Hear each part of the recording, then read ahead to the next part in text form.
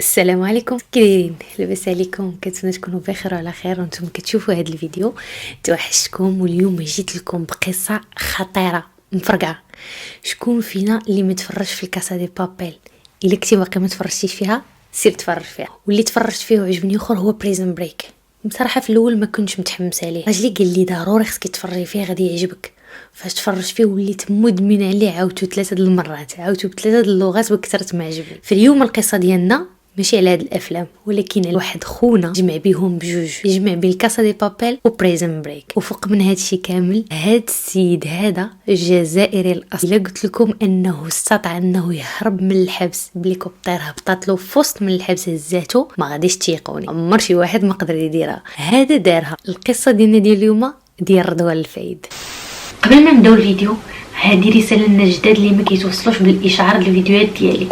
بحكم انني غيبت مده طويله على اليوتيوب فما بقاش كيعطي الاشعارات بانني حطيت فيديو جديد، والناس فاش كيدخلوا عاد كيلقاوه. لهذا فضلا وليس امرا للناس القدام ولا الجداد، حاولوا انكم تحيدوا اشتراك وتعاودوا تردوها وضغطوا على الجرس من جديد باش يوصلوكم الفيديوهات.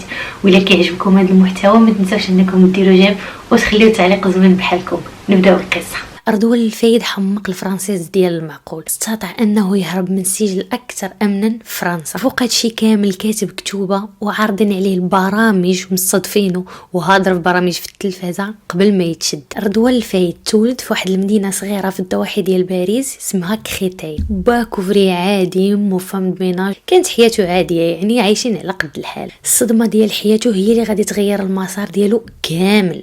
الاب ديالو واحد النهار قاتلو قال اشنو ندير، غادي يتخلى عليه هو و9 ديال خوتو، يعني 10 ديال الدراري، والام ديالهم هز باكطاجو وزاد مع الطريق فين مشى الجزائري استقر، خلاهم يواجهوا المصير ديالهم هما والام ديالو. امو مسكينه كانت كتقاتل مع الزمان، فام دميناج واممتو 10 ديال الدراري، فكانت مع ذلك كتقاتل باش انها تقريهم وانها تقدر بهم ولو غير شويه وعلى قدر المستطاع ديالها. بقى رضوان كيقرا حتى وصل للباك. في نفس العام ديال الباك الام ديال رضوان غادي تمرض بالسرطان وهو تاثر بزاف نفسيا. تما رضوان غادي يقرر انه يزهق من الطريق، مع العلم انه كان كيقرا وكان متبع قرايته، انسان اللي هو مجتهد.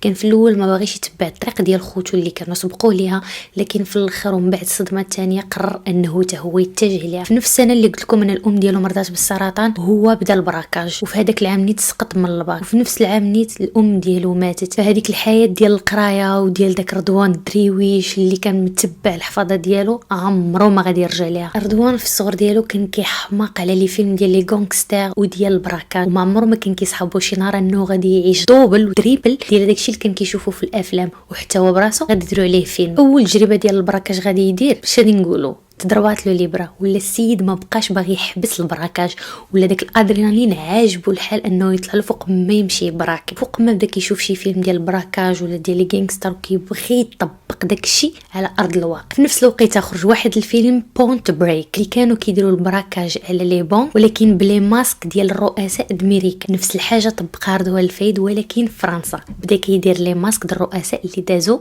فرنسا. اشنو مشى دار؟ جمع واحد المجموعه، كون واحد العصابه، دار لي ماسك ديال الرؤساء اللي دازو فرنسا ومشى كيبراكي واحد لابون. في نفس الوقت كون مجموعه اخرى اللي مشاو عند العائله ديال المدير البنكه باش يشدوهم رهناء، باش المدير يضمن انه يحلوا كفر ويهز الفلوس. وبصح دار العمليه ديالو تنفذات وخدا فيها 140 الف الاورو، يعني 140 مليون. المشكل ديال هاد البراكاج اي انسان كيبدا فيهم ما كيبغيش وصايب عليه انه يحبس. رضوان الفايد قرر انه يطبق داكشي اللي كان كيشوف في الافلام، يعني الفلوس اللي سرقهم تقسمهم بيناتهم وكانوا ماشي بيهم بزاف، فنط كيعيش الحياه ديال الافلام، الرفاهيه ومسافره والدوران والوطيلات المزيانين، يعني كيطبق فيلم على ارض الواقع. لكن في 1996 القضيه غادي تبدل عنده شويه. البوليس غادي يشدوا واحد من صحابه اللي كانوا في البراكاج ديال البنكه، فتما غادي يبيع به هذاك خون وغادي يولي رضوان روشيرشي. في نفس العام بالضبط خرج واحد الفيلم اللي سميتو هيت، وهو شنو قال غادي نمشي نتفرج فيه. داكشي اللي دار رضوان الفايد هو اللي طاح لكم في بالكم،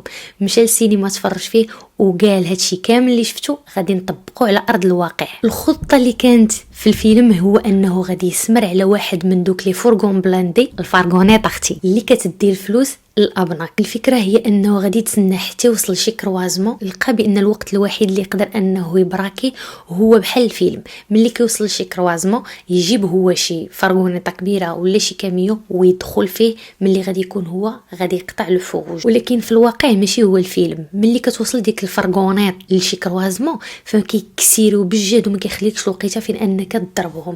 تما هو قرر انه يدير لا ميزاجور لداكشي اللي شاف في الفيلم ويطبق حاجه اخرى ويزيد من عقله. الفكره طاحت عليه جهنميه، قال انه يجيب هذوك البلايك ديال الاشغال باش يصغر الطريق، ملي يكون دايز الكونفويور غادي ينقص من السرعه، في نفس الوقت هو غادي يجي هو وصحابه وغادي يطبقوا الخطه. وداكشي اللي وقع. رضوان هو وصاحبه دخلوا في داك الكونفويور، قلبوه، هبطوا هو وصاحبه كيجريو، داروا متفجرات لصقوهم في الباربريز باش ما عندش شي فرصه صاحبه ما يديروا الا انهم يحلوا لهم الفارغو باش يهزوا اللي بغاو. ملي حلوا لهم الفارغو لقاو الفارغو مفرقع بالسيكان، هو بفمو قال انه شاف سيكان مذهلين. ايماجينوا انه في 97 عباد الله خدا 3 ديال المليون ديال الاورو، يعني 3 ديال المليار، ولكن العمليه ما دازوش كيف ما هما مخططين لها. في اخر ساك غادي يهز رضوان وغادي به للطوموبيل، خرج واحد من دوك لي سايقين وغادي يتيري في رضوان في الكتف ديالو، ومن تما غادي يسيل منه الدم. ولكن في ديك اللحظه رضوان هز الساك، دخلوا الطوموبيل وهرب هو وصاحبه، غير هي خلى من موراه الاثار اللي هي الدم. وبداك الاثر الدم اللي خلاه غادي يديروا له البوليس لادين وغادي يعرفوا باللي رضوان الفايد هو اللي دار هذا البراكاج. وداكشي اللي داروا البوليس زادوها له في الدوسي. رضوان في هاد الوقيته راه ما مسوقش الحياه السعيده، كانوا بهم 3 ديال الناس وقسموها عليهم، جاتهم يا سلام. عاوتاني يبداو مسافرات، لوطيلات، الخروج، دخول الريستوريات، ما مسوقش بصفه نهائيه، عايش الحياه ديالو. بقى هكاك عايش الحياه ديالو حتى 1998. هو غادي في التران في سويسرا حتى كيوقف عليه الكونترول، شاف باللي الورقه ديال التران هي هذيك، ملي يجي كونتروليه الوراق حتى كيلقى عنده باسبور مزور. في هذيك اللحظه تشد جاولو البوليس لاكار، شدوه غاديين به، ولكن هو شنو دار؟ هرب البوليس اللي كانوا غاديين به لاكار. ملي تشد ديك اللحظه البوليس ما كانوش عارفينه بلي هذاك راه رضوان الفايد، ولكن قالوا هذا بلي غادي بشي وراق مزورين غادي نديو نحققوا معاه نعرفوا شكون هو بالضبط. ياك ماشي حراق، هرب مشى كيجري يطلع البروميير ميطاج ديال ديك لاكار وبغى يتلاح من الفوق، وداكشي اللي دار تهرس ملي تلاح. جاو جمعوه في الطريق فاش كانوا غاديين به للسبيطار، هرب البوليس اللي كانوا غاديين به، حيد الفرد ديال البوليسي وهددوا به باش غادي يتيري فيه الا ما تلقوش، ومشى بحاله. الهدف ديالو كان ما يوصلوش معاه حتى الكوميساريه باش يتحققوا لهم الهويه ديالو، لان اون فوا غادي يمشي معاهم غادي يعرفوا شكون هو. من بعد هادشي رضوان رجع لباريس وعايش ما مسوقش حتى لواحد النهار وهما يشدوه. كيفاش غادي يشدوه؟ البوليس اللي في سويسرا من بعد ما خلى لادين ديالهم في الطوموبيل مور ما هرب، داروا لها التحاليل ولقاو باللي هو رضوان الفايد. تواصلوا مع البوليس ديال فرنسا وقلبوا على كيفاش تقطعات هاد التيكيه، لقاو باللي المصدر ديالها من باري. ديك الساعه ما كانوش الناس بزاف كيقطعوا بالانترنت، يعني ما كيقطعوش بلا كارت فيزا، كانوا كيقطعوا بلي زاجونس دو فواياج. بقاو كيقلبوا حتى لقاو لاجونس اللي قطع منها رضوان الفايد في باري. شو البوليس ديال فرنسا سمروا مزيان على ديك لاجونس اللي قطع منها واحد المده طويله، حتى كيبان لهم واحد النهار داخل رضوان لتما. يمكن كان غادي يقطع لشي بلاصه اخرى، ولكن هاد المره ما كتبتلوش، ما كملتلوش الخطه، فشدوه وتحكمت عليه ب 18 عام على كاع داكشي اللي دار. غادي يدوز من ديك 18 عام 10 سنين، بما انه كان سجين مثالي، درافات مع الحراس، صحابو كلهم تيبغيوه وما عنده حتى مشكل في الحبس. بعد ديك 10 سنين طلقوه. ملي تطلق رضوان ولا واحد الانسان اخر، تقلب، تزوج، وبالنسبه للناس راه تاب، فكتب كتاب على كاع دوك المشاكل اللي كان كيديروا دوك البراكاج، وداك الكتاب دار له برومو في جميع لي شان ديال فرنسا. هادشي في 2010. ولاو كيصادفوه الصحافه ولا تقريبا شخصيه معروفه، لقى خدمه كوميرسيال، رجع للحياه العاديه ديالو بالنسبه للناس. لكن انا في نظري شي واحد داكشي ديال الشفاره وداكشي ديال الادرينالين صعيب عليه انه يجلس في بيرو ويخدم. العام اللي كان كيدور به في كاع لي بلاطو ديال التلفازه ولا مشهور بزاف، لقى واحد ساطو على واحد الكونفوير دو فو، ما كانش بحال كاسا دي بابيل، ولكن هو ولا كيقضي بداكشي اللي عنده. فكنشكو كاملين عليه هو، لانه وقع الساطو في المدينه اللي ساكن فيها بنفس الطريقه ديالو. فتما كان عند البوليس الادله انه هو اللي دار داك الساطو. فتشد في 2011 وبدا كيتساين الحكم ديالو. هنا القصه غادي تحول 360 درجه. كنا في كاسا دي بابيل، دابا غادي ندخلو بريزن بريك. هو ملي دخل الحبس عرف راسو بلي غادي يتحكم واحد المده طويله من الحبس، عرف راسو بانه ملي دخل الحبس قال بلي هاد الحبس دخلت ليه ما غاديش نخرج من الباب. فتما بدا كيفكر كيفاش غادي يخرج. من نهار دخل الحبس وهو كيسكاني هذاك الحبس وكيفليه نقطه بنقطه. الحراس عند بالهم هما اللي حاضرين رضوان الفايد، ولكن العكس، رضوان الفايد هو اللي كان حاضر الحراس. في الوقيته اللي هو كان كيفكر كيفاش انه يهرب، كان واحد العسل كيتقطر يا اختي مع الحراس. يعني كان واحد الظرافات في الشكل اللي قالوا له كيديرها، اللي هضروا معاه كيسمعها، حاد الراس وداير راسو مدروش. حتى النهار ديال الهروب اللي غادي يطرا بواحد الطريقه هوليوديه. الحاجه الزوينه في هادشي كامل انه الكاميرا ديال المراقبه ديال داكشي اللي وقع وهادشي اللي غادي تشوفوا دابا في هاد الصور راه صور حقيقيه ديال كيفاش هرب من الحبس. واحد السبت مع 8 ديال الصباح الباتيمون بي 3 ايطاج مسجون لصق ودنيه مع الباب اللي فيه رضوان الفايد كيعطيه يمكن شي تعليمات. من بعد دقائق رضوان خرج من الزنزانه. فهاد النهار كانت الزياره وخردوان جاي يشوفه، كان هاز معاه صاك احمر يمكن ديال الحوايج المسخين. في طريقه غادي يتلاقى مع واحد المجسون وغادي يعطيه البورطابل ممنوع انه يكون وباش حتى واحد ما يشوفه. هذاك الصباح 18 المسجون عندهم الزيارات. رضوان ضروري كيدوز على السيكوريتي باش كيقلبوا يشوفوهم واش عندهم الحديد. وفي هذيك اللحظه كلشي غادي يتبدل. رضوان خرج فردي ونيش على واحد الحارسه وهددها، قال لها تناس في الارض وقال لها راه عندي فردي، وتيره به في الحيط باش غادي يشوفوا باللي راه فردي صحيح. من بعد طلق ديك الحارسه وشد 3 رجال رهائن وفات البلاصه ديال الزيارات ووصل القاعه ديال انتظار العائلات. تما لقى الباب واحد باب بلاندي مسدود بساروج اللي كان رضوان ضارب الحساب. ملصق الفردي ديالو بواحد السير وشادو وكيخدم بيديه بجوج باش انه يخدم بهم ويهز واحد القنابل اللي غادي يلصقهم في الباب وغادي يتفرقعوا باش غادي يحلوا الباب. وبدا تيدور عند الحراس يقول لهم بلا ما ديروا في ابطال وتفكروا عائلاتكم. من بعد خرجهم وسد الباب وتفرقع الباب ورجوا للساحه. لقى واحد الباب قدامه اللي مسدود بنفس الطريق، دار نفس الطريقه، لصق عليهم مفجرات وتفرقع ودور به الحراس بحال شي يديره، يعني باش حتى واحد ما يتيري فيه من هذوك البوليس اللي كيكونوا في الابراج، لانه ما عندهم الحق انهم يتيريو. دونك هو دورهم به باش ما يوصلوش حتى شي ضرر من عند حتى شي واحد منهم. هكا بقى غادي بيهم جارهم حتى وصلوا لاخر باب قدام. رضوان الفايد ولا بينو وبين الزنقه غير باب واحد اللي شادو. بقاو جايب معاه متفجرات ولصقهم في الباب. حاول انه يدير كيف ما البيبان الاولين لكن ما قدا والو، دار جوج وما تفرقاش. تما بدا كيامر الحراس انهم يحلوا الباب باش يخرج. هما حاولوا وما قدروش على داك الباب انهم يحلوه لان الباب كان فيه دوبل بلانداج، فزاد عاوتاني دوبل المتفجرات باش انهم يفرقعوا الباب ولكن والو، يكب الماء في الرمله. هنا رضوان بدا كيدخلوا الشك. المتفجرات قربوا يتسالوا، الباب ما بغاش يتحل. بقاو ليه جوج ديال المتفجرات. قال في راسو الا مشيت حتى حطيتهم راه ما بقى ليا والو باش نحل الباب الاخراني اللي باغي. وفي واحد اللحظه هو يبان له واحد الشرجم ديال الحديد. قال عوض ما غادي نخسر هذوك المتفجرات في هذا الباب، اجي غير ندير هي وحده فيهم في داك الشرجم وغادي نفرقعها. وداكشي اللي دار، لصق وحده في الشرجم تفرقعات بوم وهو يتحل الشرجم. من تما داز هو والحراس لاخر باب بقالو، واخر متفجره بقات له لصقها في الباب تفرقعات وتحل الباب. من بعد هادشي العمليه كامله اللي عاودت لكم استغرقت 20 دقيقه. من بعد هادشي مور ما تحلوا البيبان بقى غادي والحراس دايرين به حامينو لا تمشي تجي فيه شي قرطاس وهو جارهم معاه. وداكشي اللي كان البوليس جاو ولكن بقاو مراقبينه من البعيد، خافوا لا يمشي ويقرب له يتهور ويصدق قاتل شي واحد في دوك الحراس ويمشي فيها بدون سبب.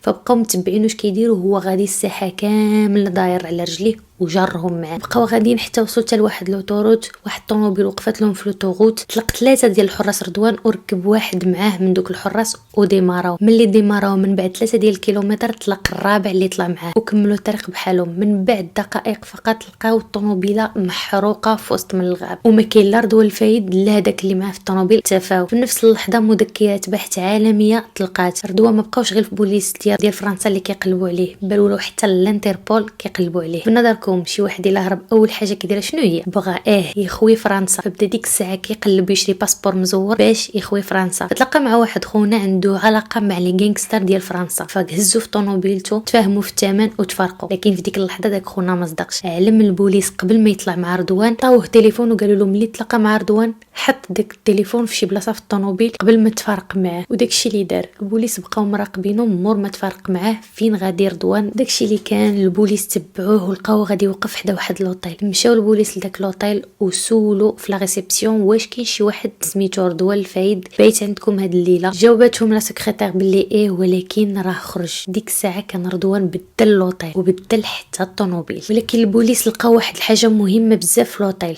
لي كاميرا سورفيونس، وبداو كيشوفوا رضوان مع من كان هذيك الليله في لوطيل، وبصح ما كانش بوحديته. فالكاميرا سيرفيونس شدوا معاه دراري، وكان واحد فيهم سميتو حسن بورواس، عنده سوابق ولكن سوابق خفيفه، غير شي مشي دبال شي حاجه خفيفه، ولكن معروف عند البوليس. وبسبب واحد الخطا اللي دار غادي يخرج على رضوان. الخطا هو انه كان كيريزيرفي كلشي بلا كارت بونكير ديالو. شافوا لا كارت بونكير ديالو شنو هي اخر حاجه خلصها، خلص واحد لوطيل اخر. فمشاو البوليس لهداك لوطيل وسولوا في لا ريسبسيون وقالوا لهم باللي رضوان كاين. فدخلوا عليه لي كوموندون في البيت، دون ما درت شي مقاومه، لقاو عنده سلاح و5000 اورو اللي كان باغي يخلص بها باسبورو المزور. رضوان الفايد جروه وداوه للحبس. هاد المره تحاكم وعطاوه 43 عام. 43 عام وعنده فوق من 40، يعني راه شوف واش يخرج ولا ما يخرجش. وهاد المره داوه لأمن حبس كاين في فرنسا، لان عارفينه كيهرب وعارفين هاد الحبس هو اللي ما يقدرش يخرج منه. الحبس عنده المعايير ديال 2018 كيقولوا عليه أمن حبس كاين في فرنسا. هاد المره كي غادي يدير يهرب. عاوتاني رضوان غادي يعاود نفس استراتيجي، دوز عام وهو في الحبس، ترافات والعسل كيتقطر، ما كاين غير نعم سيدي وها انا موجود. ما كيجبد لا مشاكل ولا كيهضر هضره خايبه مع الحراس،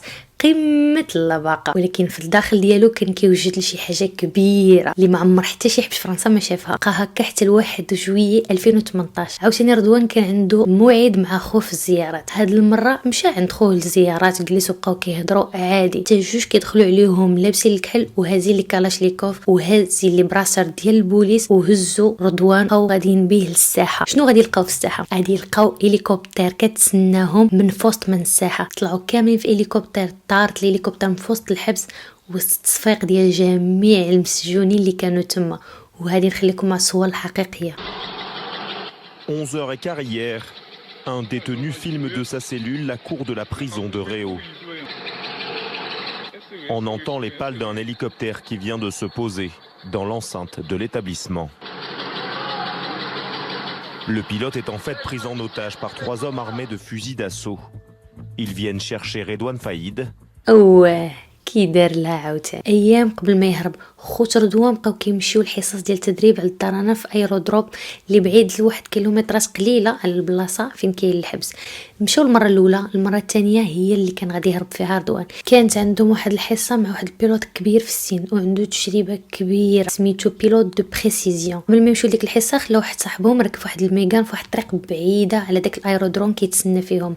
ملي وصلوا داك الصباح الايرودروم كلشي داز مزيان، حتى لواحد اللحظه تبدل فيها كلشي. طلبوا من البيلوت انه يهز هليكوبتر اللي كتهز اكثر من 4 ديال الناس. هذيك الساعه رفض، لكن هما بداو كيهددوا فيه وركبهم وعرف القضيه حامضه.